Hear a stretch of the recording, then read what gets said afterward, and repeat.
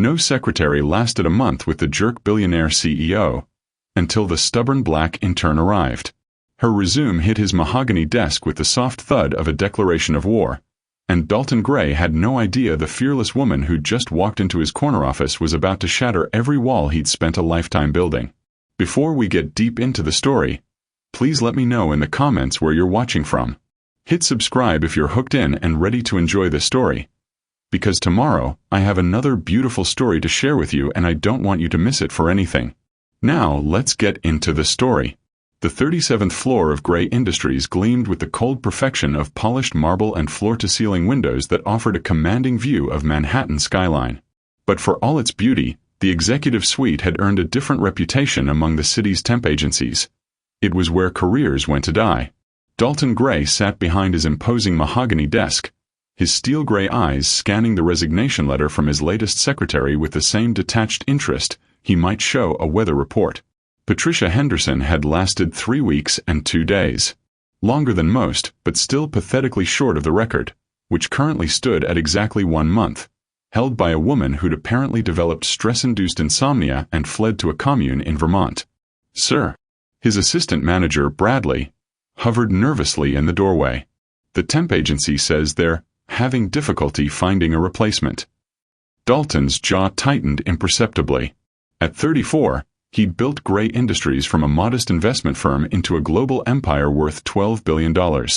He'd negotiated with heads of state, dismantled corporate dynasties, and commanded respect in boardrooms across 3 continents. Yet he couldn't keep a secretary for more than a month.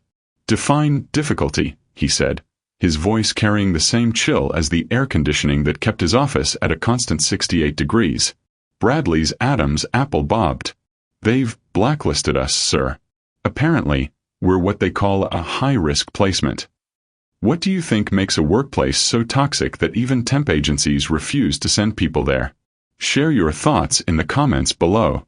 Dalton rose from his chair, his 6'2" frame casting a long shadow across the Persian rug. He moved to the window, hands clasped behind his back, watching the ant-like figures 20 floors below navigate their insignificant lives. They had no idea that their mortgages, their children's college funds, their very security often depended on decisions made in rooms like this one. "Then we'll recruit directly," he said finally. "Post the position. Full benefits, competitive salary. Someone will bite. Sir, with respect, perhaps we should consider adjusting the working conditions? The feedback we've received suggests." "I don't pay for feedback, Bradley. I pay for results." Dalton's reflection in the window showed a man who'd learned early that sentiment was weakness and vulnerability was currency for those foolish enough to trade it away. The right person will understand that excellence demands sacrifice. Bradley nodded quickly and retreated, leaving Dalton alone with his thoughts and the weight of expectations that had shaped every decision since he'd inherited his father's company at 25. The elder Grey had built the business on a foundation of ruthless efficiency and uncompromising standards. Sentiment, he'd often said, was for those who couldn't afford to win. 3 days later, the applications began arriving. Dalton dismissed them with surgical precision. Too inexperienced, too entitled, too soft. He'd learned to read between the lines of resumes, to spot the ones who would crumble under pressure or mistake his office for a place where feelings mattered more than performance. Then he saw her application. Olivia Johnson. Recent MBA graduate from Northwestern. Summa cum laude. Previous experience in crisis management consulting. Available immediately. Something in the crisp, confident phrasing of her cover letter made him pause. She didn't plead for consideration or promise to be a team player. Instead, she'd written with the assured tone of someone who knew her worth and expected others to recognize it. "I understand you've had difficulty maintaining administrative support. I don't break easily."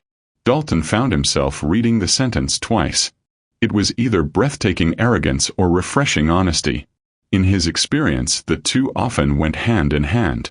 He buzzed Bradley. "Schedule an interview with." He glanced at the name again. "Olivia Johnson. Tomorrow at 9. "Yes, sir." "Should I prepare the standard?" "No." Dalton's finger hovered over the intercom button. I'll handle this one myself. The next morning, Dalton arrived at his office 45 minutes early, a habit ingrained since childhood when his father had taught him that punctuality was the first test of character. He'd reviewed Olivia Johnson's file 3 times, noting the gap between her qualifications and the position she'd applied for. An MBA from Northwestern could command 6 figures at any consulting firm in the city.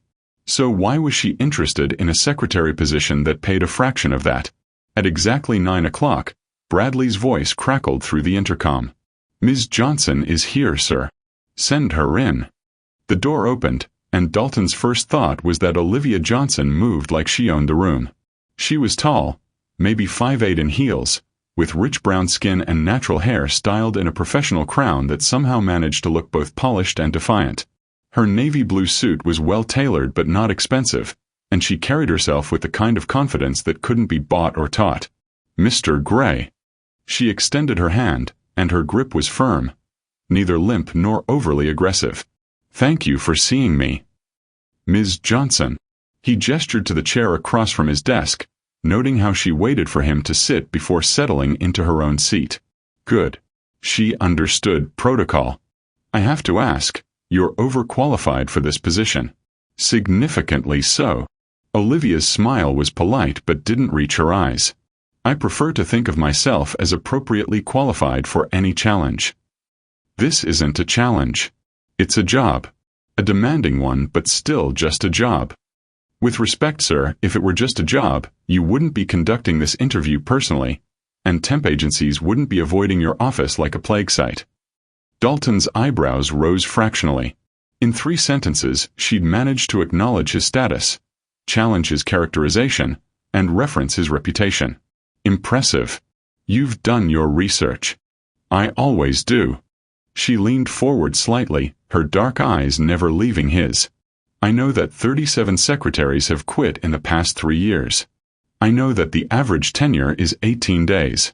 I also know that Grey Industries has seen a 12% increase in productivity during that same period, which suggests that the problem isn't your business model, it's your approach to human resources." Dalton felt something shift in his chest, a sensation he couldn't quite identify. Surprise? Irritation? Or something else entirely? "And you think you can do better?" "I think I can do the job." Her voice carried a quiet certainty that made him pause. "The question is whether you're willing to let me." The silence stretched between them like a taut wire, neither willing to break first. Dalton studied her face, searching for the telltale signs of intimidation he'd grown accustomed to. The darting eyes, the nervous fidgeting, the rushed explanations. Instead, Olivia Johnson sat with the stillness of someone who'd learned to hold her ground in rooms where she wasn't wanted. "Why this job?" he asked finally. "You could walk into Goldman Sachs tomorrow and start at triple the salary." "Maybe I'm not interested in what's easy. Or maybe you're running from something." For the first time, her composure flickered. It lasted only a second, a barely perceptible tightening around her eyes, but Dalton caught it. He'd built his fortune on reading people, on finding the pressure points that made them crack. "Everyone's running from something, Mr. Grey," she said quietly. "The question is whether you're running towards something better."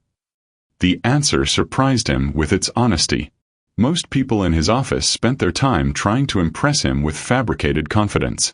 Olivia Johnson seemed more interested in matching his energy than winning his approval. "What are you running toward?" "Proof," she said without hesitation, "that I belong in rooms like this one." Dalton leaned back in his chair, studying her with new interest. "And you think working as my secretary will prove that?" "I think surviving as your secretary will prove that." Her smile was sharp as a blade. "From what I've heard, it's a fairly exclusive club."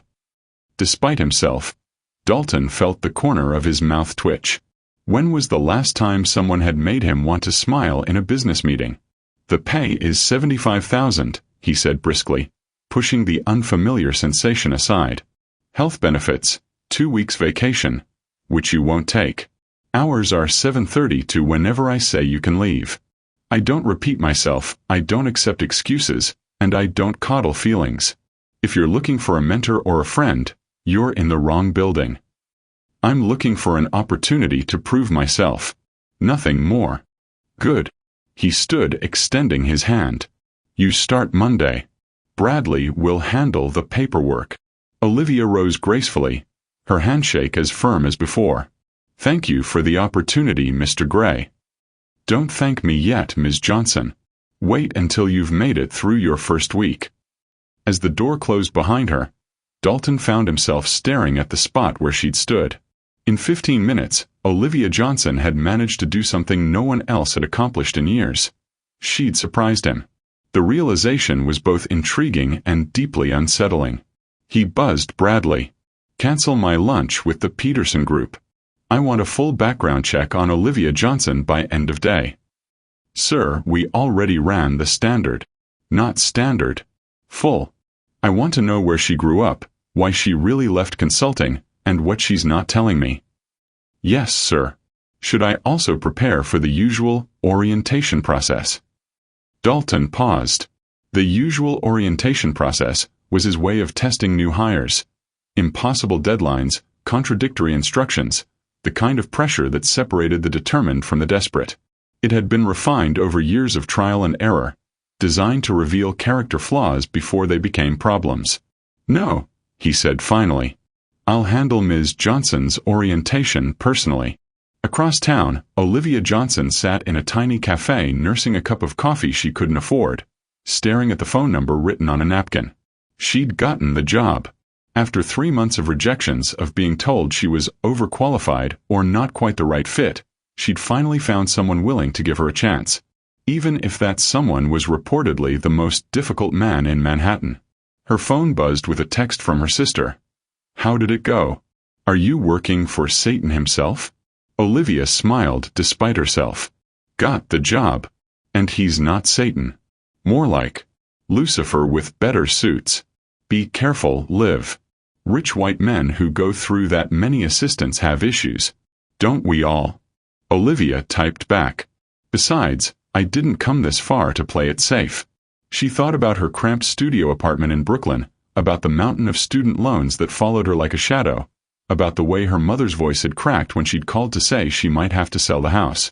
$75,000 wasn't Goldman Sachs money, but it was enough to keep her head above water while she figured out her next move. And maybe, just maybe, it was enough to prove that a girl from Detroit who'd worked 3 jobs to put herself through Northwestern could survive in the same corporate jungle that had chewed up 37 other women. She finished her coffee and walked back out into the Manhattan afternoon, feeling the city's energy pulse around her. Tomorrow was Friday. Monday, she'd walk into Dalton Grey's office and begin the most important job interview of her life. Because that's what this really was, wasn't it? An extended audition for the kind of career she'd dreamed about since she was 12 years old, watching her mother clean office buildings and promising herself she'd never have to choose between dignity and survival. Monday morning arrived with the kind of crystalline clarity that made Manhattan look like a postcard. Olivia stood on the sidewalk outside Grey Industries, adjusting her blazer and taking a deep breath. The building rose 47 floors above her, its glass and steel facade reflecting the morning sun like armor. She'd done her homework over the weekend, researching every public detail about Dalton Grey and his empire. The man was a paradox. Brilliant and ruthless, innovative and traditional, respected and feared in equal measure. He'd taken over Grey Industries after his father's death and transformed it from a mid-tier investment firm into a global powerhouse. But the cost had been steep. 3 failed relationships, no close friends, and a reputation for perfection that bordered on obsession. The lobby was a testament to understated power. Marble floors, minimalist furniture, and a security desk that looked like it belonged in the Pentagon. Olivia presented her ID to the guard, who checked her name against a list and handed her a temporary badge. 37th floor, he said. Ms. Rodriguez will meet you at the elevator. The elevator ride felt like ascending to another world. By the time the doors opened, Olivia's heart was beating faster, but her hands were steady. She'd learned long ago that confidence was a choice, not a feeling. Ms. Johnson, a petite woman with kind eyes and graying hair, approached. I'm Carmen Rodriguez, Mr. Grey's executive assistant. I'll be helping you get settled. Thank you. I'm ready to begin. Carmen's smile was sympathetic. Honey, nobody's ever ready for Dalton Grey. But you seem like you might actually make it past the first week, which would be refreshing. As they walked toward the executive suite, Olivia caught glimpses of the operation that kept Grey Industries running. Analysts bent over computer screens, assistants moving with purpose, the quiet hum of serious money being made. It was exactly the kind of environment she'd dreamed of joining, even if she was starting from the bottom. "Your desk is here," Carmen said, stopping beside a sleek workstation positioned strategically outside two massive oak doors. "Mr. Gray's office is through there. He's been in since 6:30, so he's probably ready for his first coffee by now." "How does he like it?" "Black, no sugar, Ethiopian beans if we have them. But here's the thing, he won't tell you what he wants. He'll just expect you to know." Olivia nodded, filing away the information. "What else should I know?" Carmen glanced around, then leaned closer. "He's not cruel despite what you might have heard. He's just uncompromising. And he has no patience for people who don't take the job seriously. But if you can keep up, if you can anticipate what he needs before he needs it, you'll learn more in a month than most people learn in a year. And if I can't keep up, then you'll join the club of 37 other women who thought they could handle Dalton Grey." The oak doors opened with a soft whoosh, and Dalton Grey himself emerged, looking exactly as commanding as Olivia remembered. His charcoal suit was perfectly tailored, his dark hair styled with precision, and his steel-gray eyes swept the area with the efficiency of a man who noticed everything. "Ms. Johnson," he said, his voice carrying the same authority she remembered from their interview. "You're punctual." "Good. Good morning, Mr. Grey. Carmen's briefed you on the basics?" "Yes, sir." "Then we'll begin." He handed her a thick folder. "The Morrison account needs a full analysis by 10. The Peterson Group wants to reschedule their presentation. Find a time that works for everyone involved. And I need the quarterly reports from the Singapore office translated and summarized by lunch." Olivia glanced at the folder, then at the clock. It was 8:15. "The Morrison analysis," she said carefully. "That's the real estate portfolio in Miami?" Dalton's eyes sharpened. "You've read it." "I read everything I could find about Grey Industries' current projects. The Morrison account has been stagnant for 6 months because the environmental impact assessments are hung up in committee. The Peterson Group is trying to reschedule because their CFO is being investigated for tax evasion, and they're hoping to wait out the news cycle. And the Singapore reports won't be ready until tomorrow because of the time difference and the fact that their fiscal year ends next month." The silence that followed was deafening. Carmen's eyes widened, and even Dalton seemed momentarily speechless.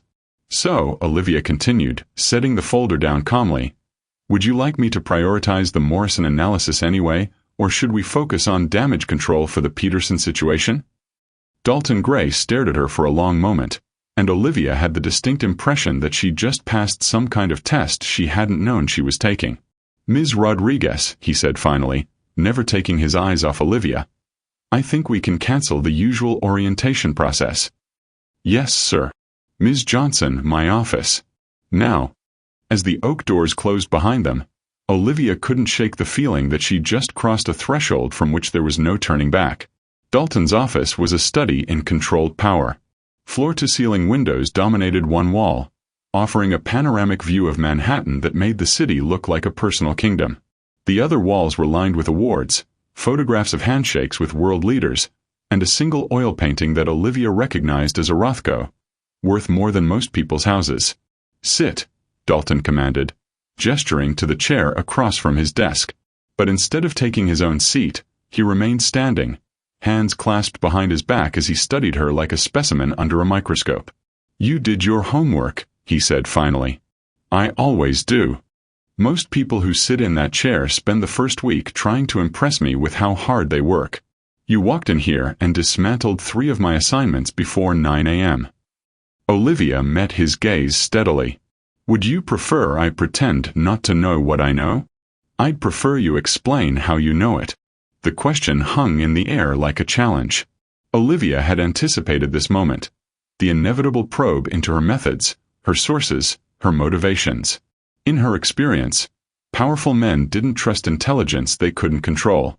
Public records for the Morrison account, she said calmly. The environmental assessments are filed with the city. Peterson Group's CFO made the news last Tuesday. Wall Street Journal, page 3. And Singapore's fiscal calendar is standard information for anyone who's worked in international consulting. You worked in international consulting for 8 months, Dalton said, and something in his tone made her stomach tighten. At Morrison and Associates. Until you were terminated. The words hit her like a physical blow, but Olivia forced herself to remain still. She'd known this moment would come, the moment when her carefully constructed narrative would be dissected by someone with the resources to dig deeper than a standard background check. I wasn't terminated, she said quietly. I resigned. After being passed over for promotion 3 times in 6 months. After filing a complaint with HR about discriminatory practices. After your direct supervisor, James Morrison, yes, the same Morrison whose account you just analyzed, recommended your termination for cultural fit issues. Each word was delivered with surgical precision, designed to cut and expose. Olivia felt her carefully maintained composure begin to crack, but she refused to look away. You know what I find interesting, Ms. Johnson? Dalton continued, finally moving to sit behind his desk. James Morrison called me personally last week. Warned me about hiring you. Said you were difficult to work with. And had unrealistic expectations about advancement. And yet you hired me anyway. I hired you because James Morrison is a mediocre man who inherited his position and mistakes competence for insubordination. Dalton's voice carried a cold fury that made Olivia's pulse quicken. I hired you because any woman who can make James Morrison uncomfortable enough to sabotage her career is exactly the kind of person I want in my organization. The admission hung between them like a bridge neither had expected to cross. Olivia felt something shift in her chest. Not gratitude exactly, but recognition. For the first time in months, she was sitting across from someone who saw her competence as an asset rather than a threat. Why are you telling me this? She asked. Because I want you to understand something. Dalton leaned forward, his gray eyes intense. I don't believe in second chances. I don't believe in mentorship. I don't believe in making allowances for people who can't keep up. But I do believe in results. And I believe that talented people deserve to work in environments where their talent is recognized. What are you saying? I'm saying that this job, being my secretary, it's not your destination. It's your audition. He slid a folder across the desk. Inside that folder is a proposal for a new division focused on international acquisitions. It's a project that's been sitting on my desk for 6 months because I haven't found the right person to lead it. Olivia's hands trembled slightly as she reached for the folder. Mr. Grey. The position would require someone with international experience, someone who understands both the business and cultural complexities of global expansion, someone who can think strategically while managing operational details, someone who isn't afraid to challenge conventional wisdom. She opened the folder, scanning the first page with growing amazement. It was exactly the kind of opportunity she dreamed about. Complex, challenging, with the potential to shape the direction of a major corporation. The salary would be commensurate with the responsibility, Dalton continued. $200,000 to start, with performance bonuses that could double that within 2 years. Why? The word escaped before she could stop it. Why would you offer this to someone you met a week ago? Because I've been watching you, Ms. Johnson. The way you prepared for the interview, the way you analyzed my business before you even started working here, the way you stood up to James Morrison when he tried to diminish you. You don't just want a job, you want to build something. That's rare. Olivia stared at the folder, her mind racing. It was everything she'd worked for, everything she'd sacrificed to achieve. But something in Dalton's tone made her hesitate. What's the catch? The catch, Dalton said, his voice dropping to a whisper, is that you have to earn it. Not just through your work, but by surviving me. By proving that you can handle the pressure, the demands, the impossible standards. By showing me that you're not just another talented person who wilts under scrutiny. And if I can't, then you'll leave, just like the others. But you'll leave knowing that you gave everything you had. The silence stretched between them, thick with possibility and danger. Olivia felt as though she were standing at the edge of a cliff, looking down into an abyss that could either destroy her or transform her into something she'd never imagined. "How long do I have?" she asked finally. 3 months. If you can make it 3 months as my secretary, handling everything I throw at you, proving that you're indispensable, then the position is yours. And if I accept, what happens now? Dalton's smile was sharp as a blade. Now, Ms. Johnson, the real work begins. The next 2 weeks passed in a blur of 18-hour days, impossible deadlines, and tests that pushed Olivia to her absolute limits. Dalton Grey, she discovered, was not just demanding. He was relentless. He expected her to anticipate his needs before he voiced them, to solve problems before they became crises, to maintain perfect composure under pressure that would have broken most people. But Olivia thrived under the intensity. For the first time in her career, she felt like she was operating at full capacity, using every skill she'd developed, every lesson she'd learned. The work was brutal, but it was also exhilarating. She learned to read the subtle shifts in Dalton's mood, to know when he needed coffee, when he needed space, when he needed someone to push back against his ideas. She discovered that beneath his intimidating exterior was a mind that moved at breathtaking speed, making connections and seeing patterns that others missed. And slowly, almost imperceptibly, something began to change between them. It started with small moments, a brief smile when she solved a particularly complex problem, a quiet, well done, after she successfully managed a crisis with a major client. Dalton began to include her in meetings, asking for her opinion on strategies and proposals. Other executives in the company started treating her with the respect typically reserved for senior staff. But it was the late nights that changed everything. On a Thursday evening in her 3rd week, Olivia was still at her desk at 9 p.m., working through a stack of contracts that needed review before morning. The office was nearly empty, the sounds of the city muffled by the thick glass windows. She'd sent Carmen home hours ago, but she could see the lights still on in Dalton's office. "Ms. Johnson." His voice made her look up from the documents. He stood in his doorway, jacket off, tie loosened, looking more human than she'd ever seen him. "It's late. I'm almost finished with the Morrison contracts. They can wait until morning. I prefer to finish what I start." Dalton studied her for a long moment, then walked to her desk. "You've been here since 7:30 this morning. That's nearly 14 hours. I've worked longer." "I'm sure you have." He perched on the edge of her desk, and she caught a hint of his cologne, something expensive and understated that made her suddenly aware of how close he was. "But I'm curious about something. What drives you to push yourself this hard?" The question was so unexpected, so personal, that Olivia found herself answering before she could think better of it. "My mother," she said quietly. "She worked 3 jobs to put me through college. Cleaning offices, mostly. She'd come home exhausted, her hands raw from chemicals, and she'd still help me with my homework. She never complained, never made me feel guilty about the sacrifices she was making. But I saw it. I saw how hard she worked for so little recognition, so little respect. And you decided you'd be different. I decided I'd be worthy of her sacrifices." Olivia looked up at him, surprised by the intensity in his gray eyes. "I decided I'd build something that would make her proud." "Is she proud?" Olivia's smile was soft with memory. "She cried when I graduated from Northwestern. Said she'd always known I was destined for something bigger than Detroit." "What does she think of your working for me?" "She thinks I'm crazy for taking a job that pays less than what I'm worth. But she also knows that sometimes you have to take a step back to move forward."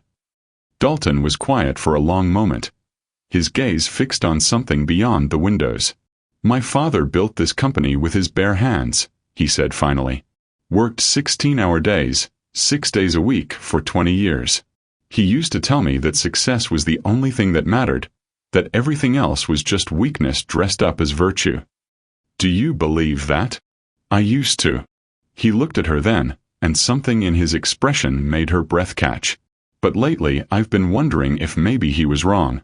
If maybe the thing that made him successful was also the thing that made him miserable."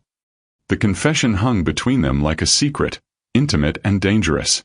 Olivia felt the shift in the air, The way the professional distance they'd maintained was suddenly paper-thin. "Mr. Grey." "Dalton," he said quietly. "When it's just us, when it's this late and this quiet, you can call me Dalton." The sound of his name on her lips felt like crossing a line she hadn't known existed. "Dalton," she repeated, tasting the syllables. "Better." His smile was different now. Warmer, more genuine than the careful expressions he wore during business hours. "Do you know what I like most about you, Olivia?" The use of her first name sent a shiver through her. "What?" "You're not afraid of me. Everyone else in this building walks on eggshells around me, but you challenge me. You push back when you think I'm wrong. You make me explain myself. Maybe that's not a good thing. Maybe it's exactly what I need." The words hung in the air between them, loaded with implications that neither was quite ready to acknowledge. Olivia felt her heart racing, her carefully maintained professional composure beginning to crack under the intensity of his gaze. "I should go," she said finally, starting to gather her things. "Olivia." The way he said her name made her freeze.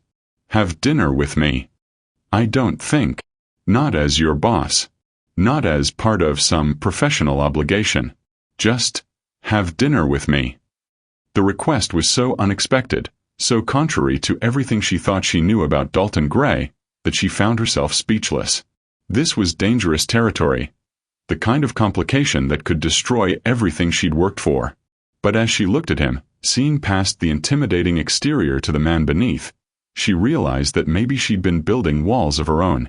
Maybe she'd been so focused on proving herself professionally that she'd forgotten what it felt like to be seen as a woman, as a person worth knowing outside the context of work. "One dinner," she said finally. "Somewhere quiet. Somewhere we can talk without everyone in Manhattan speculating about what it means." "I know a place," he said, and his smile was so genuine, so unexpected, that it took her breath away. As they rode the elevator down together, Olivia couldn't shake the feeling that she was about to cross a line that would change everything between them. The question was whether she was ready for the consequences. What do you think will happen at their dinner? Will Olivia be able to maintain her professional boundaries, or is she about to discover that some lines are meant to be crossed? Share your thoughts below. The restaurant Dalton chose was a small Italian place in the village, the kind of intimate spot that felt like a well-kept secret. Soft lighting, quiet conversations, and the scent of garlic and fresh herbs created an atmosphere that was a world away from the sterile perfection of Grey Industries. "I've never seen you outside of a suit," Olivia said as they were seated at a corner table.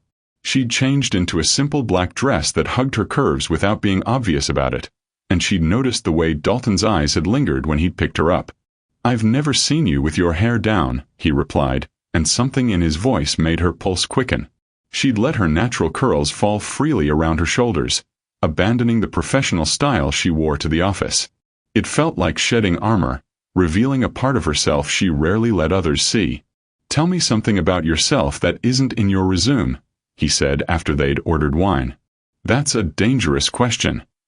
"I'm a dangerous man." Despite herself, Olivia laughed. "Are you? Because right now you seem like someone who's trying very hard to be charming." "Is it working?" "Maybe." She took a sip of wine, feeling the warmth spread through her chest. "I wanted to be a pianist when I was young. Spent hours practicing scales while my friends were playing outside. I thought I'd perform at Carnegie Hall someday. What happened? Reality. Piano lessons were expensive, and my mother was already working 3 jobs. So I learned to be practical instead of dreamy." "Do you regret it?" Olivia considered the question. "I regret that I had to choose. But I don't regret the choice I made. Business gave me a different kind of power, a different way to create something meaningful. And now I'm having dinner with a man who could fire me for crossing professional boundaries, wondering if I'm making the stupidest decision of my life." Dalton's laugh was rich and genuine. "For what it's worth, I think we're both making the same stupid decision." "That's not particularly reassuring." "No, but it's honest." They talked through 3 courses, the conversation flowing easier than either had expected. Dalton told her about growing up in the shadow of his father's expectations, about the loneliness of being groomed for leadership from childhood.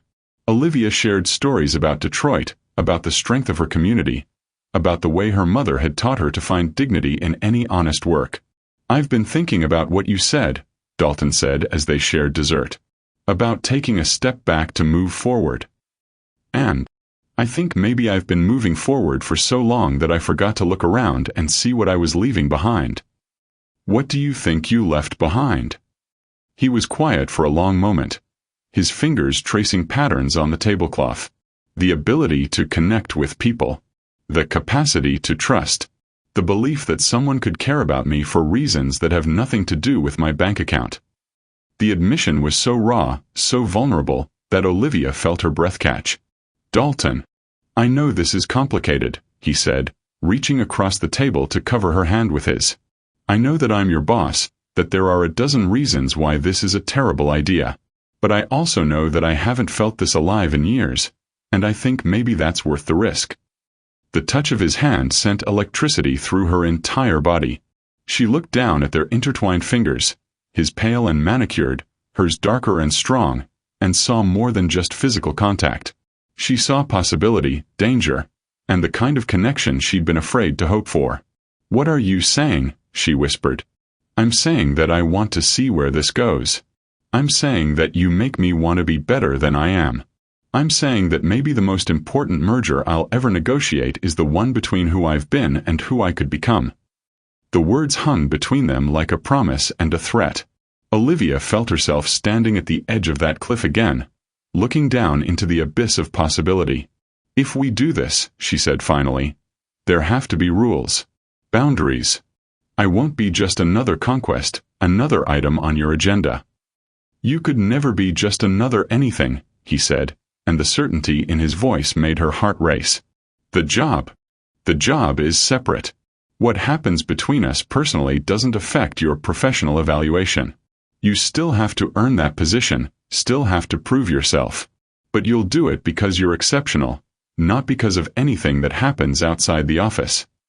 And if it doesn't work out, if we crash and burn, then we'll find a way to be professional adults about it."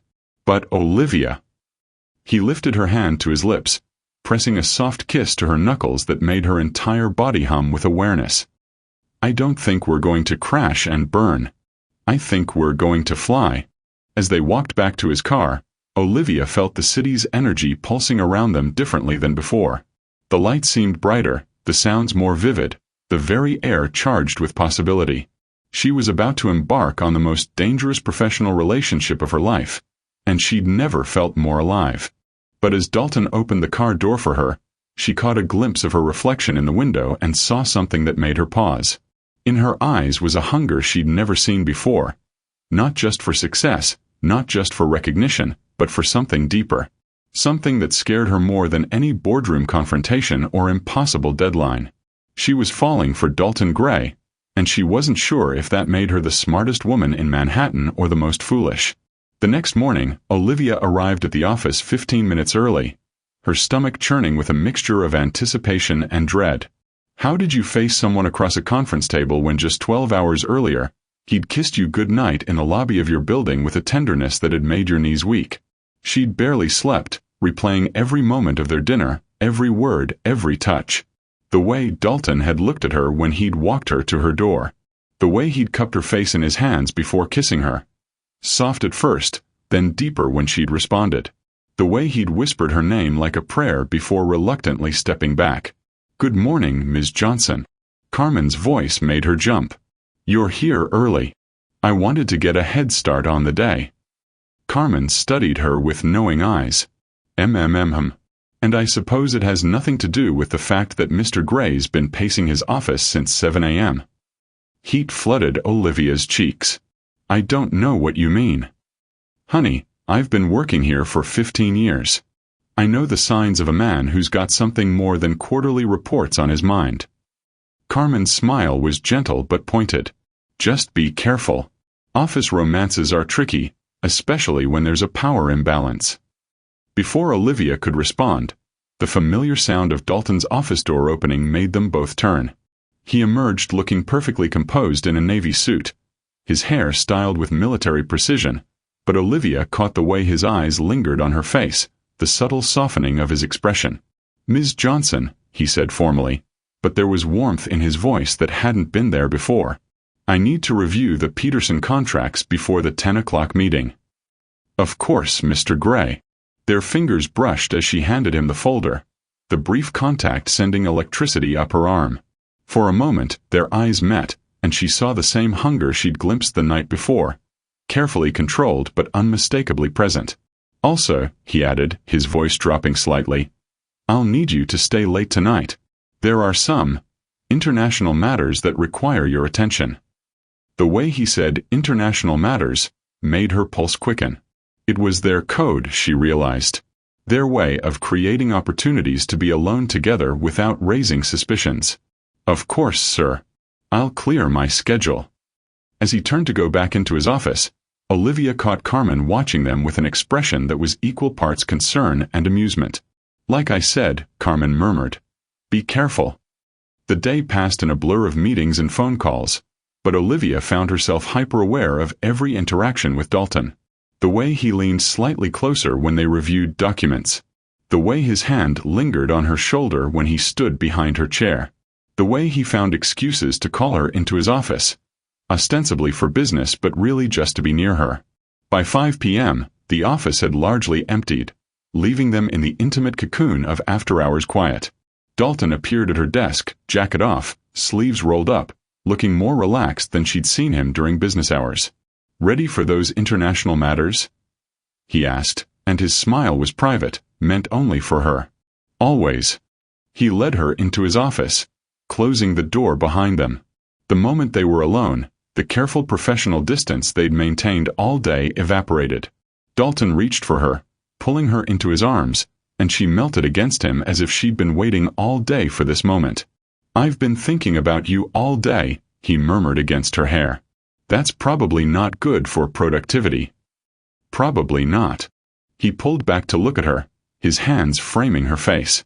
"But I can't seem to care about productivity when you're wearing that shade of blue. It makes your eyes look like stars." The compliment, so unexpected and poetic from a man known for his ruthless efficiency, made her breath catch. "Dalton."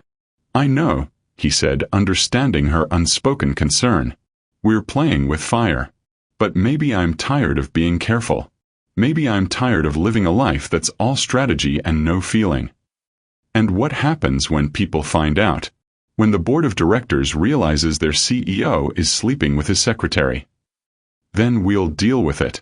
Together." His confidence was intoxicating, but Olivia had learned to be wary of men who thought their power could solve any problem. "It's not that simple. You're Dalton Grey. You can weather any scandal. But I'm just." "You're just what?" His voice carried a sharp edge that made her pause. "The woman who single-handedly saved the Morrison deal? The woman who's managed to anticipate my needs better than assistants with decades of experience? The woman who's going to revolutionize our international division?" "I'm a black woman in a white man's world," she said quietly. "And if this goes wrong, if we're discovered and it ends badly, I'll be the one they blame. I'll be the ambitious secretary who seduced her boss for advancement. You'll be the victim of my manipulation." The words hung between them like a challenge. Dalton's face went through several expressions: surprise, understanding, and finally, a kind of fierce protectiveness that made her heart race. "Anyone who thinks that about you doesn't know you," he said finally. "And anyone who says it will answer to me. You can't fight the whole world, Dalton." "Maybe not. But I can fight for you." The declaration was so unexpected, so heartfelt, that Olivia felt tears prick her eyes. She'd spent so long protecting herself, building walls and armor, that she'd forgotten what it felt like to have someone willing to stand beside her. "What are you saying?" "I'm saying that I'm falling for you, Olivia Johnson. I'm saying that what we have is worth fighting for. I'm saying that maybe it's time I stopped living my life according to other people's expectations and started living it according to my own heart." Before she could respond, he was kissing her, and all her careful reservations dissolved in the heat of his mouth on hers. This wasn't the gentle, exploratory kiss of the night before. This was hungry, demanding, claiming that left her breathless and wanting more. When they finally broke apart, both breathing hard, Olivia realized that she'd crossed a line from which there was no return. She was in love with Dalton Grey, and that terrified her more than any professional challenge she'd ever faced. "What do we do now?" she whispered. "Now," he said, his thumb tracing her lower lip, "we figure out how to have everything we want." The next 2 weeks passed in a haze of stolen moments and careful deception. They developed a language of glances and touches, of professional conversations layered with personal meaning. Dalton would find excuses to work late, and Olivia would stay with him, their relationship deepening in the intimate quiet of after hours. She learned that he was an insomniac who often worked through the night, that he had a scar on his shoulder from a childhood accident, that he played piano when he was stressed. He discovered that she hummed while she worked, that she had a weakness for old movies, that she was fiercely loyal to the people she cared about. But their carefully constructed bubble began to show cracks when the outside world started to intrude. It started with whispers. Subtle comments about how long Olivia stayed at the office, about how much access she had to Dalton, about the way he'd started including her in high-level meetings. The other executives began to treat her differently, some with newfound respect, others with barely concealed suspicion. "People are talking," Carmen warned her one afternoon, saying that Mr. Gray's new secretary seems to have an unusual amount of influence. "I'm just doing my job." "I know that, honey. But perception is reality in this business. You might want to be more careful about appearances." The warning proved prophetic when James Morrison made an unexpected appearance at Grey Industries the following week. Olivia was at her desk when he stepped off the elevator, looking exactly as she remembered. Tall, silver-haired, with a kind of practiced charm that masked a deep-seated cruelty. He hadn't seen her yet, but she felt her body tense with automatic defensive response. "Well, well," he said when he finally noticed her.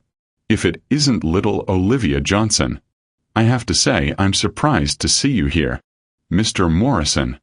She kept her voice carefully neutral, professional. "Mr. Grey isn't expecting you." "No, but I thought I should stop by and see how my former employee is adjusting to her new position." The way he said the word made her skin crawl. "I have to admit, I was surprised when Dalton told me he'd hired you. After our conversation about your difficulties with authority." "I don't recall having difficulties with authority," Olivia replied evenly.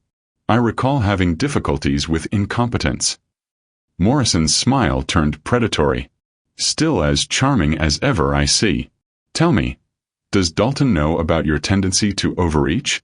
About your habit of thinking you're smarter than everyone else in the room? Is there something I can help you with, Mr. Morrison?" "Actually, there is."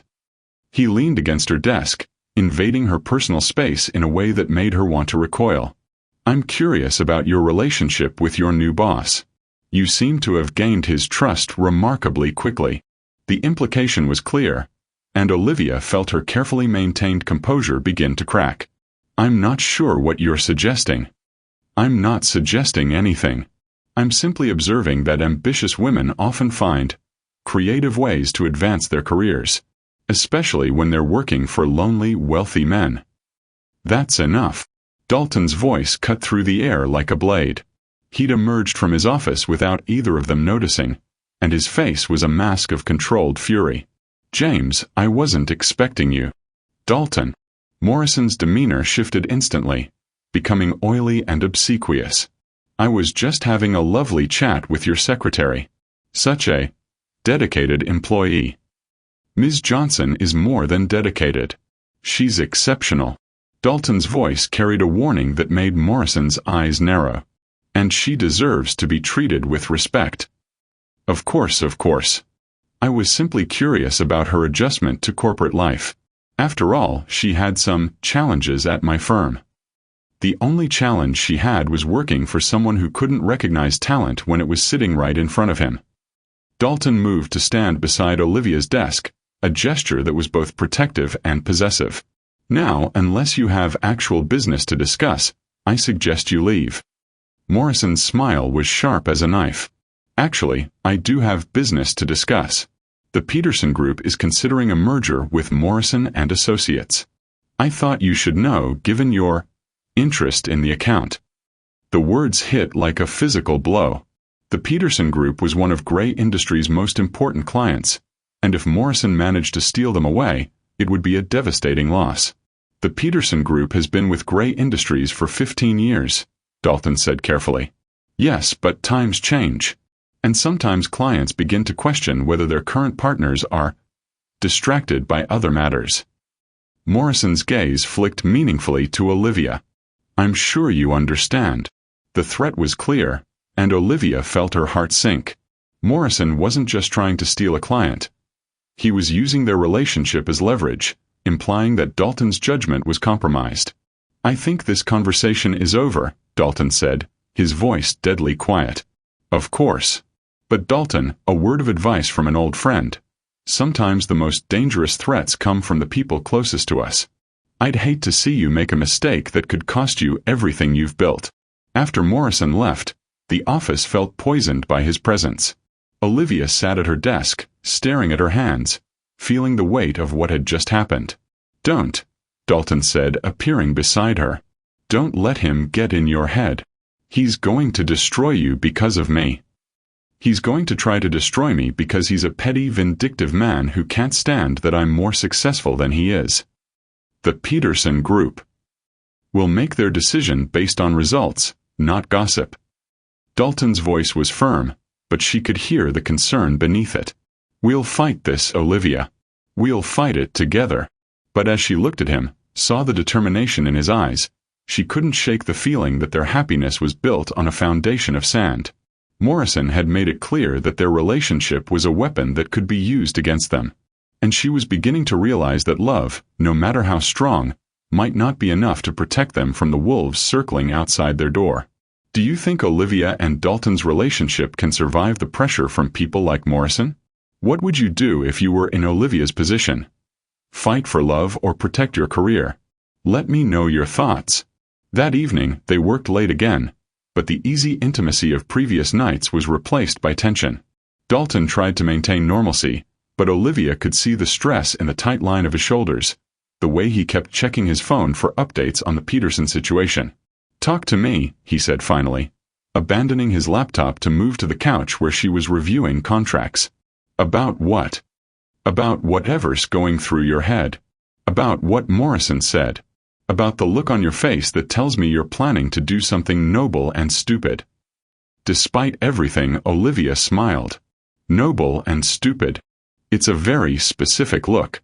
I've seen it before, usually right before you do something that impresses me and terrifies me in equal measure.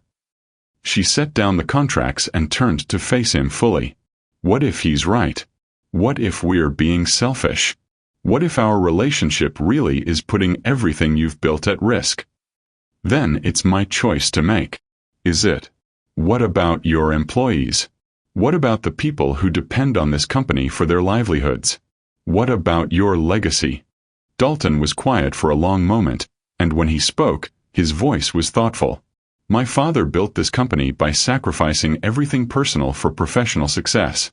He was respected, feared, incredibly wealthy. He was also alone, bitter, and died without ever knowing what it felt like to be truly happy. Dalton. I spent the first 34 years of my life following his example. Building wealth, accumulating power, keeping everyone at arm's length. And you know what I discovered? Success without connection is just expensive loneliness. But if choosing me means losing everything else, then maybe everything else wasn't worth having. He reached for her hands, holding them gently. Olivia, I've spent my entire life making decisions based on what other people expected of me. My father, the board, society, business partners. When do I get to make a decision based on what I want? And what do you want? You. A life that includes laughter and music and someone who challenges me to be better. A partnership that's about more than just business. A future that includes love, not just achievement.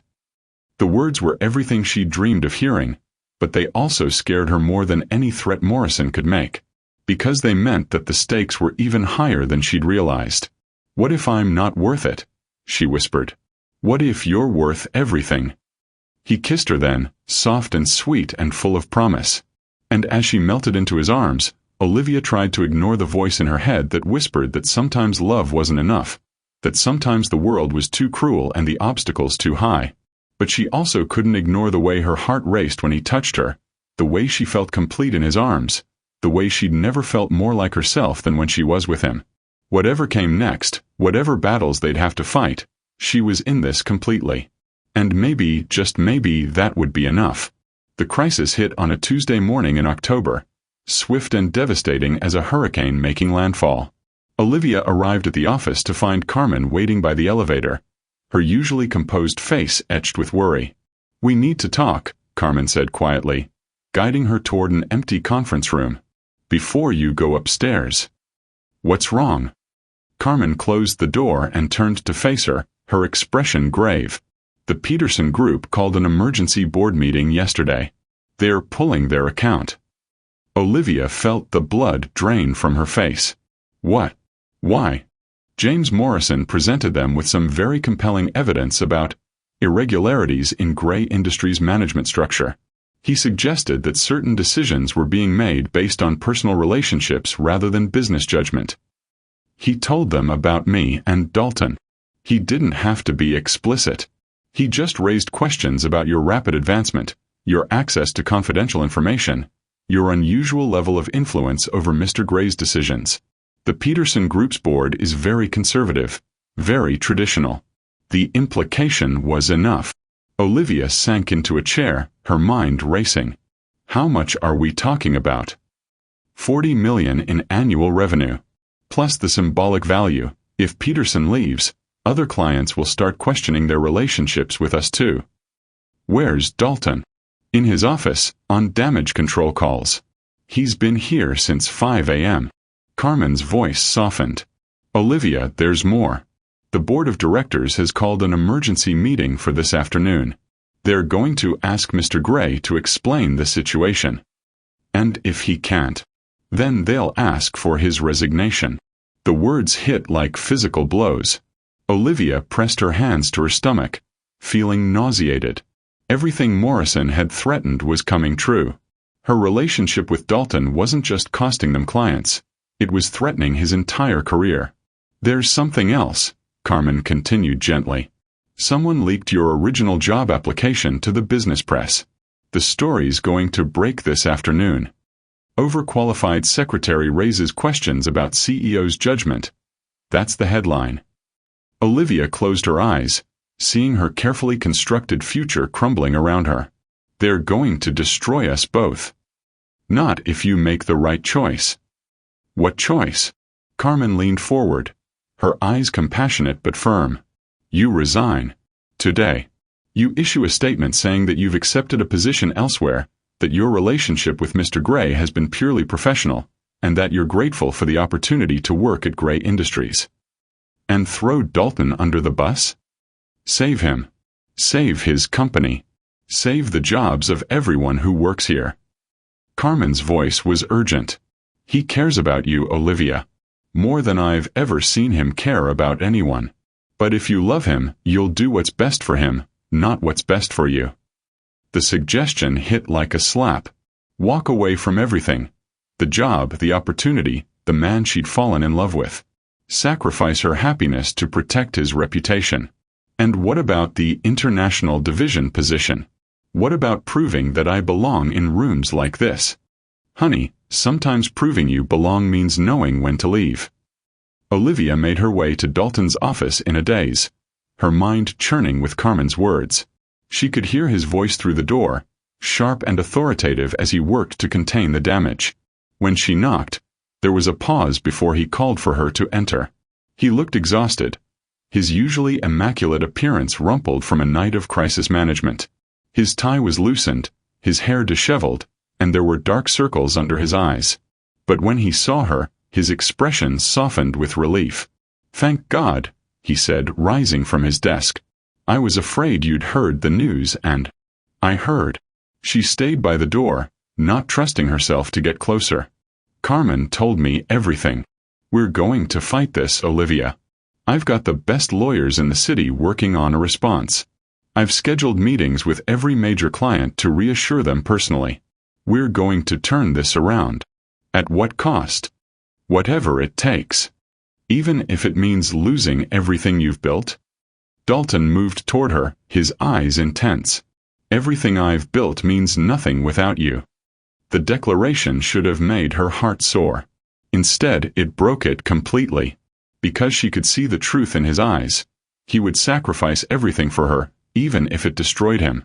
Dalton, listen to me. Really listen. She took a deep breath, steeling herself for what she had to say. This isn't working. We're not working. Don't. His voice was sharp, dangerous. Don't let them win by making us doubt ourselves. I'm not doubting us. I'm facing reality. I'm a liability to you, to this company, to everything you've worked for. And I won't be responsible for destroying your life.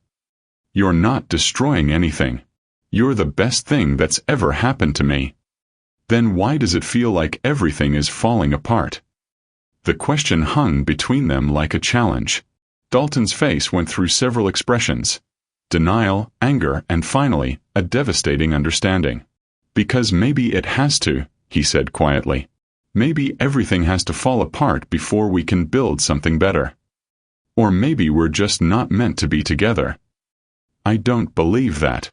Then what do you believe? He was quiet for a long moment, staring out the window at the city below. When he spoke, his voice was barely above a whisper. I believe that I'm tired of living a life that's all about what other people expect of me. I believe that you make me want to be a better man. I believe that if I let you walk away without fighting for us, I'll regret it for the rest of my life. And I believe that if I stay, if I let you sacrifice everything for me, I'll never be able to live with myself. Tears were streaming down her face now, but her voice remained steady. I love you, Dalton. I love you more than I've ever loved anyone. But love isn't always enough. It has to be. No, it doesn't. And pretending it is won't make it true. She turned to go, but his voice stopped her. If you walk out that door, if you let them win, what happens to us? There is no us, she said, the words tearing her apart even as she spoke them. There never really was. There was just a fantasy that we both wanted to believe in. Olivia. I'm resigning, effective immediately. I'll issue a statement saying our relationship was purely professional. I'll do whatever it takes to protect you and this company. I won't let you sacrifice yourself for me. And I won't let you sacrifice yourself for me. So I guess we're at an impasse. She reached for the door handle, her hand trembling. Behind her, she could hear Dalton's sharp intake of breath, the sound of a man watching his world collapse. There has to be another way, he said desperately. Maybe there is. But I'm not strong enough to find it. And I'm not selfish enough to let you destroy everything while I try. So that's it. You're just going to run. The accusation stung, but she didn't turn around. I'm going to do what I should have done from the beginning. I'm going to protect the man I love from the woman who's going to ruin him. You're not going to ruin me. You're going to save me. I already have. She opened the door and walked out, leaving behind the only man she'd ever loved and the only job that had ever made her feel truly alive. Behind her, she could hear Dalton calling her name, but she didn't turn back. She couldn't. Because if she looked at him one more time, she'd lose the courage to do what needed to be done. As she cleaned out her desk under the watchful eyes of the entire office, Olivia felt like she was attending her own funeral. Carmen helped her pack, tears streaming down both their faces, while curious coworkers whispered and stared. You're doing the right thing, Carmen said quietly. Then why does it feel like I'm dying? Because love isn't supposed to be easy. But it's supposed to be worth it. How can it be worth it if it destroys everything? Carmen was quiet for a moment, then handed her a framed photo she'd kept on her desk, a picture of her and her mother at her Northwestern graduation. Maybe it's not about the love destroying everything, Carmen said gently. Maybe it's about the love being strong enough to survive the destruction. As Olivia walked out of Grey Industries for the last time, she caught a glimpse of Dalton standing at his office window, watching her go. Even from 37 floors up, she could see the defeat in his posture, the way he held himself like a man who'd lost everything that mattered. What do you think will happen next? Has Olivia made the right choice by walking away, or has she just made the biggest mistake of her life? How do you think true love should handle impossible situations? Share your thoughts below. The business press had a field day with the story. Grey Industries secretary resigns amid questions about CEO relationship. Dominated the financial news cycle for 3 days. Olivia's carefully worded statement, crafted with the help of lawyers who'd insisted on complete severance of ties, was parsed and analyzed by business journalists hungry for scandal. She holed up in her Brooklyn apartment, ignoring phone calls from reporters and declining interviews. Her mother flew in from Detroit, taking one look at her daughter's devastated face and immediately setting about the business of forced healing. Comfort food, old movies, and the kind of unconditional love that didn't require explanations. You want to tell me what really happened? Her mother asked on the 3rd day, settling onto the couch with 2 mugs of tea. I fell in love with the wrong man at the wrong time. Was he married? No, Mama. He was just impossible. Too rich, too powerful, too complicated. And I was too ambitious, too stubborn, too proud to make it work. Her mother studied her with eyes that had seen too much of the world to be fooled by simple explanations. You know what I think. What? I think you're scared. I think you found something real and it terrified you, so you ran. I didn't run. I made a strategic decision. Baby girl, I raised you better than that. You don't lie to your mama, and you don't lie to yourself. Her mother's voice was gentle but firm. You want to know what I see when I look at you? I see a woman who spent her whole life fighting for respect, fighting for recognition, fighting for a place at the table. And the moment someone offers you the whole restaurant, you get scared and run away. It wasn't that simple. It never is. But love rarely is simple, and it's almost never convenient. The question is whether it's worth fighting for. What if fighting for it destroys everything else? Then maybe everything else wasn't worth having. The words echoed Dalton's from weeks earlier, and Olivia felt a fresh wave of grief wash over her. She'd been so focused on protecting him that she'd never considered what he'd said about his father, about success without connection being just expensive loneliness. I thought I was protecting him, she whispered. And who's protecting you? The question hung in the air between them, unanswered and unanswerable. Because the truth was, no one was protecting her. She'd spent her whole life being her own protector, her own advocate, her own fortress against a world that questioned her worth. And when someone had finally offered to stand beside her, she'd been too afraid to trust it. Meanwhile, across the city, Dalton was facing his own reckoning.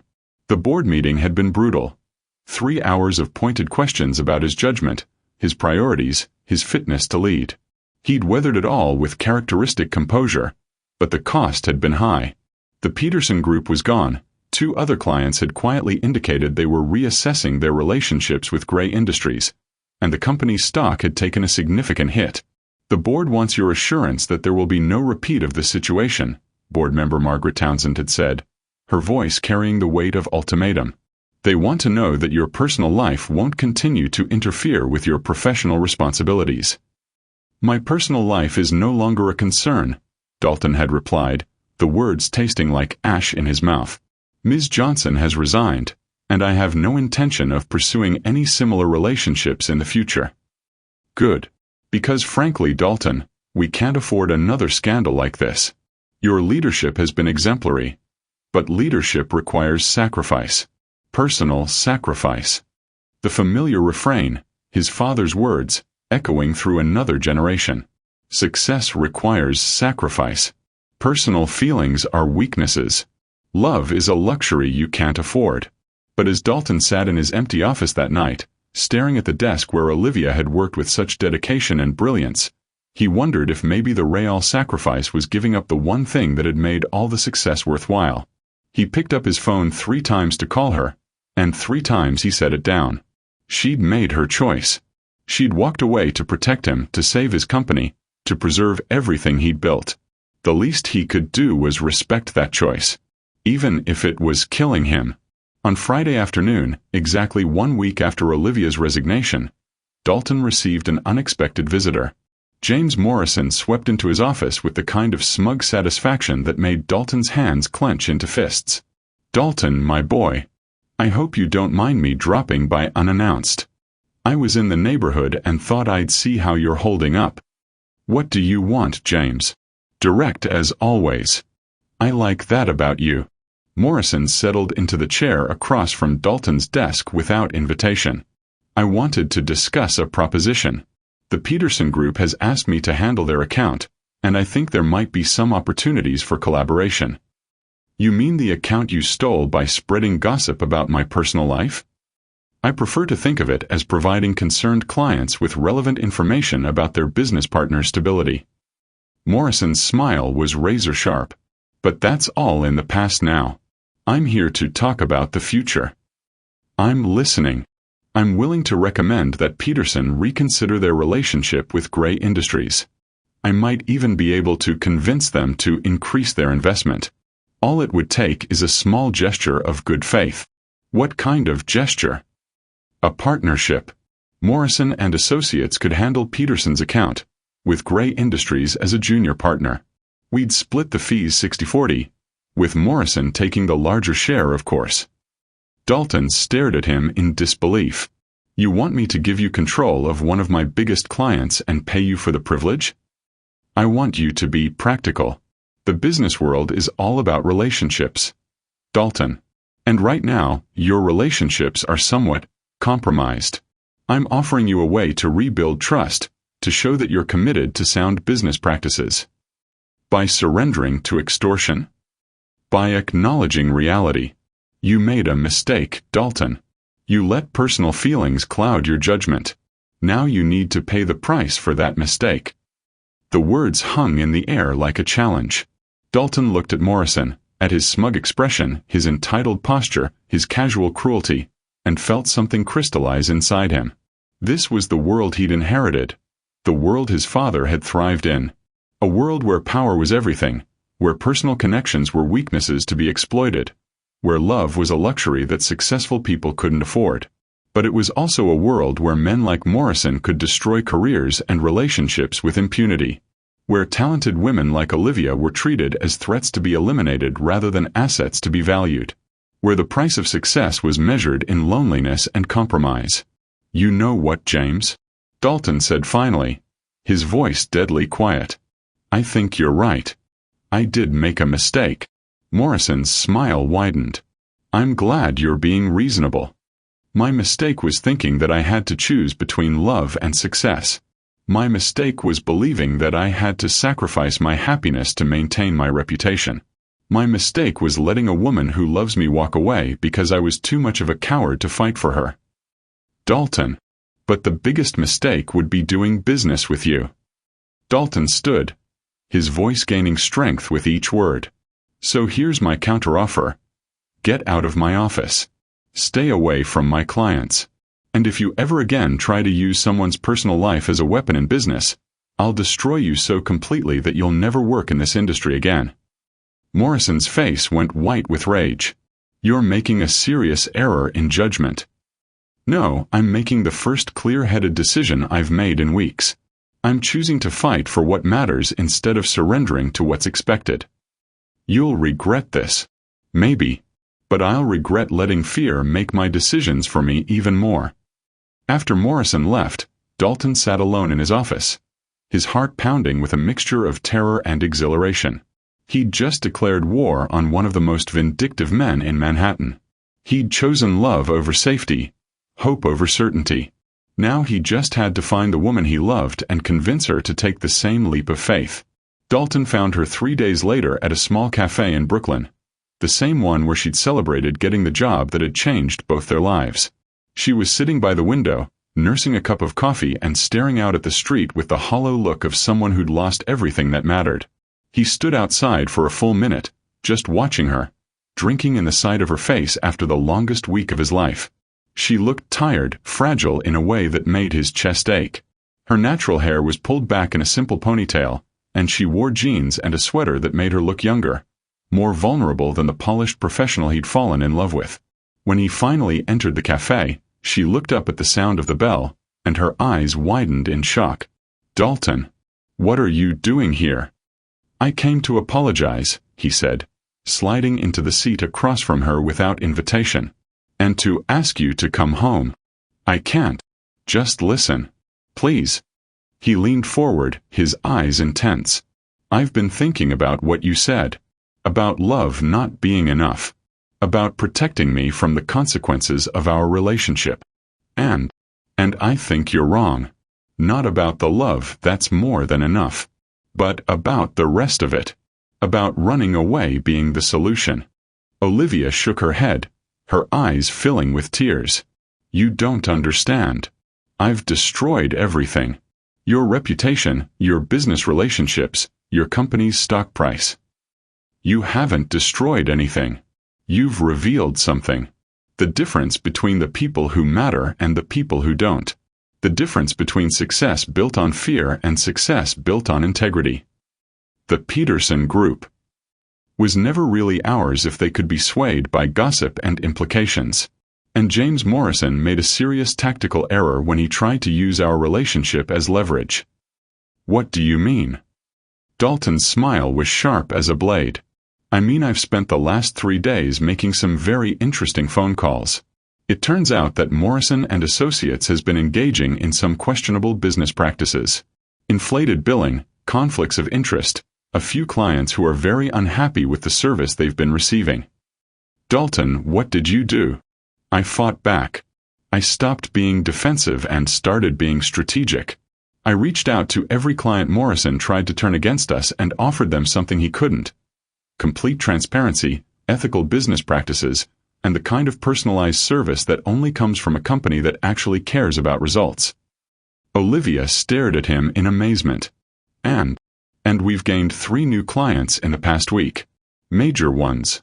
The Peterson Group is already regretting their decision and quietly inquiring about returning. And Morrison is facing a review from the State Bar Association for his billing practices. You declared war on James Morrison. I declared war on the idea that I had to choose between love and success. I declared war on the notion that powerful men can destroy women's careers with impunity. I declared war on a system that says personal happiness is a luxury I can't afford. And what if you lose? Then I'll lose fighting for something that matters instead of surrendering to something that doesn't." He reached across the table and took her hands, relief flooding through him when she didn't pull away. "Olivia, I've been living my life according to other people's rules for so long that I forgot I had the power to make my own. But you reminded me. You reminded me that the best things in life are worth fighting for. Even if it costs you everything. Everything I built before you doesn't matter if I can't share it with you. But here's the thing, it doesn't have to cost me everything. Because I'm not the only one fighting anymore." "What do you mean?" "I mean that 3 members of the board of directors called me yesterday to express their support. I mean that Carmen has been fielding calls from employees who want to make sure I'm not going anywhere. I mean that the business world isn't as uniformly backward as Morrison would like us to believe." Olivia felt tears streaming down her face. "You're serious?" "I'm completely serious. And I have a proposition for you. Dalton, the international acquisitions position is still open. It's still yours if you want it. But I want to offer you something else too." "What?" "A partnership. Not just in business but in life. I want to build something with you that's bigger than either of us could create alone. I want to prove that love and success aren't mutually exclusive. I want to show the world that a company can be both profitable and ethical, both powerful and compassionate. And if we fail, then we'll fail together. But Olivia, I don't think we're going to fail. I think we're going to succeed beyond our wildest dreams. Because when 2 people love each other the way we do, when they support each other and challenge each other and make each other better, there's no limit to what they can accomplish." Olivia looked at him, really looked at him, and saw something she'd never seen before. Not the intimidating CEO or the ruthless businessman, but a man who'd finally found the courage to be vulnerable. A man who'd chosen love over fear, hope over certainty. "What are you asking me?" "I'm asking you to come home. I'm asking you to take the job you've earned and deserve. I'm asking you to build a life with me that's worth all the risks we've taken to get here. And personally, I'm asking you to marry me." The words hung in the air between them like a bridge across an impossible chasm. Olivia felt her heart stop, then start again with a rhythm that sounded like yes, yes, yes. "You're proposing to me in a Brooklyn cafe? I'm proposing to you in the place where you were brave enough to take a chance on an impossible job working for an impossible man. I'm proposing to you in the place where you proved that courage isn't about not being afraid, it's about being afraid and doing what's right anyway. Dalton, I love you, Olivia Johnson. I love your intelligence, your integrity, your strength. I love the way you challenge me, the way you make me want to be better. I love that you're not afraid to stand up to me, and I love that you're not afraid to stand beside me. I want to spend the rest of my life earning the right to call you mine." "Yes," she whispered, the word escaping before she could think better of it. "Yes to all of it. The job, the partnership, the marriage. Yes to building something beautiful together." He was around the table in an instant, pulling her into his arms, kissing her with a desperation that spoke of too many nights alone, too many days of wondering if they'd destroyed their chance at happiness. "I love you," she whispered against his lips. "I love you so much it terrifies me. Then let's be terrified together. Let's build something so beautiful that it makes all the fear worth it." What do you think makes a love story truly powerful? Is it the obstacles they overcome, the risks they take for each other, or something else entirely? Share what you think makes the perfect love story in the comments below. 6 months later, Olivia stood in front of the mirror in Dalton's, their penthouse apartment, adjusting the collar of her navy blue suit. It was her first day as Director of International Acquisitions at Grey Industries, a position she'd spent months preparing for while navigating the complexities of becoming engaged to the CEO. The engagement had been announced quietly, professionally, with a carefully worded press release that emphasized Olivia's qualifications and track record. The business world had watched with interest, waiting to see if their relationship would survive the scrutiny. It had more than survived. It had thrived. "Ready for your first day?" Dalton asked, appearing in the doorway with 2 cups of coffee. "I've been ready for this my entire life," she said, taking the coffee and smiling at him. "Though I have to admit, it's going to be strange working for my fiancé." "Working with," he corrected. "We're partners now, remember? In everything." The past 6 months had been a whirlwind of change. Grey Industries had not only recovered from the Peterson Group scandal but had emerged stronger than ever. The company's commitment to ethical business practices and diverse leadership had attracted new clients and top talent. Olivia's international division was already being hailed as a model for innovative global expansion. James Morrison's firm had collapsed spectacularly under the weight of investigation and client defections. Morrison himself had been disbarred and was facing criminal charges for fraud. The business world had a long memory, and his treatment of Olivia had become a cautionary tale about the dangers of using personal attacks as business strategy. "Are you nervous?" Dalton asked, studying her face. "About the job?" "No. About proving that we can work together without killing each other? Maybe. We'll be fine. We've already proven that we can handle anything together." As they rode the elevator to the 37th floor, Olivia thought about how much had changed since that first day when she'd walked into Dalton's office as his secretary. She'd been so focused on proving herself, on earning respect, on breaking through barriers that she'd almost missed the most important thing of all. Finding someone who loved her not despite her ambition, but because of it. The elevator doors opened to reveal Carmen waiting with a smile and a small gift box. "Congratulations, boss," Carmen said, using the title that still made Olivia's heart race. "I thought you might want this for your first day." Inside the box was a simple gold nameplate, "Olivia Johnson, Director of International Acquisitions." "Carmen, you didn't have to." "Yes, I did. Because I want everyone who walks into this office to know that we don't just hire the best people here. We promote them, we support them, and we celebrate their success." As Olivia settled into her new office, a corner suite with a view of the Hudson River, she felt a sense of completion that went beyond professional achievement. She'd found her place in the world, but more importantly, she'd found her person. Dalton appeared in her doorway, looking every inch the powerful CEO but with a softness in his eyes that was reserved only for her. "How does it feel?" he asked. "Like coming home," she said. "Like everything I've been through was preparation for this moment. Any regrets?" She thought about the question seriously. The past year had been the most challenging of her life, full of obstacles and setbacks that had tested her resolve. But it had also been the most rewarding, teaching her that love and success weren't mutually exclusive. They were mutually reinforcing. "No regrets," she said finally. "Just gratitude." "For what?" "For you. For us. For the chance to build something meaningful together. For learning that sometimes the best way to prove you belong somewhere is to change the definition of belonging." He moved around her desk to pull her into his arms, and she marveled at how natural it felt, how right. They'd broken all the rules, challenged all the conventions, and emerged victorious not because they'd avoided obstacles but because they'd faced them together. "I love you, Olivia Johnson," he whispered against her hair. "I love you too, Dalton Grey. Now and always." As they stood there in her new office, looking out at the city that had witnessed their journey from strangers to lovers to partners, Olivia felt a deep sense of satisfaction. She'd proven that a girl from Detroit could not only survive in the corporate jungle but could thrive there. She'd shown that love and ambition could coexist, that personal happiness and professional success could be achieved simultaneously.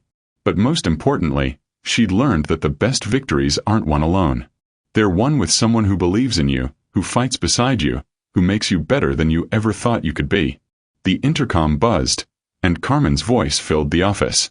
"Ms. Johnson, your first international client is here for the 9 o'clock meeting." Olivia smiled at Dalton, straightening her blazer and preparing to step into the role she'd worked her entire life to achieve. "Ready?" he asked. "Ready," she replied, and together they walked toward the conference room, toward the future they'd built together, toward a love that had conquered every obstacle and emerged stronger than ever. 3 years later, they would stand together at the altar of a small church in Detroit, surrounded by family and friends, exchanging vows that spoke of partnership and respect and love that had weathered every storm. Carmen would be Olivia's maid of honor, and Dalton's best man would be the head of their ethics committee, a position they'd created together to ensure that Grey Industries remained a company they could both be proud of. The wedding would be covered by the business press, but not as a scandal or a curiosity. It would be covered as a love story, a testament to the fact that sometimes the most powerful mergers are between hearts, not companies. But that was still in the future. For now they had work to do, a company to build, and a love to nurture. And as they walked into that conference room together, Olivia couldn't help but smile at the thought that the best was yet to come. Because when you find someone who makes you want to be better, who supports your dreams and challenges your assumptions, who loves you not despite your ambition but because of it, that's when you realize that the real victory isn't in proving you belong. It's in building something so beautiful with someone you love that the whole world wants to belong to what you've created. Olivia stood at the podium of the New York Businesswomen's Association annual conference, looking out at an audience of 500 ambitious women who reminded her of herself just a few years earlier. The topic of her keynote speech was breaking barriers. How to succeed without compromising your values. 5 years ago, she began, her voice carrying clearly through the auditorium, I was told that I would have to choose between love and success, that I couldn't be both ambitious and happy, that powerful men and strong women couldn't coexist in the same space without destroying each other. She paused, her eyes finding Dalton in the front row. He was beaming with pride, their 2-year-old daughter sleeping peacefully in his arms. I'm here to tell you that every single one of those assumptions was wrong. Success isn't about choosing between personal happiness and professional achievement. It's about finding someone who makes you better at both. It's about building something together that's bigger than either of you could create alone. The applause was thunderous, but Olivia barely heard it. She was thinking about the journey that had brought her here, from a secretary position that was supposed to be temporary to the CEO role she'd recently accepted when Dalton had decided to focus on their family foundation. Grey Industries was now recognized as one of the most innovative and ethical companies in the world. They'd expanded globally, created thousands of jobs, and set new standards for corporate responsibility. But more importantly, they'd proven that success and integrity weren't mutually exclusive. The most important lesson I've learned, she continued, is that we don't have to choose between love and ambition. We can have both. We can be both. We can build companies that are profitable and compassionate, relationships that are passionate and supportive, lives that are both successful and meaningful. What dreams are you building in your own life? What barriers are you ready to break? Remember, the best victories are won with people who believe in you. Share your biggest dreams in the comments. Let's support each other's journeys. As she concluded her speech and walked back to her family, Olivia reflected on how far they'd all come. James Morrison was a cautionary tale, his reputation and career destroyed by his own vindictiveness. The Peterson Group had eventually returned to Grey Industries, quietly admitting they'd made a mistake. And Carmen had been promoted to Vice President of Operations, a role she'd earned through years of dedication and wisdom. But the real victory wasn't in the professional successes or the defeated enemies. It was in the life she'd built with Dalton, a life that included board meetings and bedtime stories, international negotiations and intimate conversations, professional respect and personal love. "How did I do?" she asked Dalton as they walked to their car. "You were perfect," he said, shifting their sleeping daughter to one arm so he could put the other around his wife. "But then, you always are. Flatterer. Truth teller. There's a difference." As they drove home through the city that had witnessed their love story, Olivia thought about the young woman who'd walked into Grey Industries 5 years earlier, desperate for a chance to prove herself. That woman had been brave, determined, and ambitious. But she'd also been afraid of not being good enough, afraid of not belonging, afraid of wanting too much. The woman she'd become was still brave, still determined, still ambitious. But she was no longer afraid. Because she'd learned that the best way to prove you belong is to create a space where everyone belongs. The best way to gain respect is to give it. And the best way to find love is to be brave enough to offer it. "What are you thinking about?" Dalton asked, glancing at her as they pulled into their driveway. "Just grateful," she said, the same answer she'd given him years earlier. "For you, for us, for the chance to build something beautiful together." "Any regrets?" She looked at him, her husband, her partner, her best friend, and then at their daughter, who was beginning to stir in her sleep. She thought about the company they'd built, the lives they'd changed, the love they'd fought for and won. "No regrets," she said, meaning it completely. Just excitement for what comes next. As they carried their sleeping daughter into the house they'd made their home, Olivia smiled at the thought that the best love stories never really end. They just keep getting better, chapter by chapter, year by year, choice by choice. And she couldn't wait to see what the next chapter would bring. Thank you for watching this story to the end. If you enjoyed this story, you will surely love the next one. It's as crazier and more intriguing as you can ever imagine. So do check it out. Click on the image showing on your screen right now to watch the next one.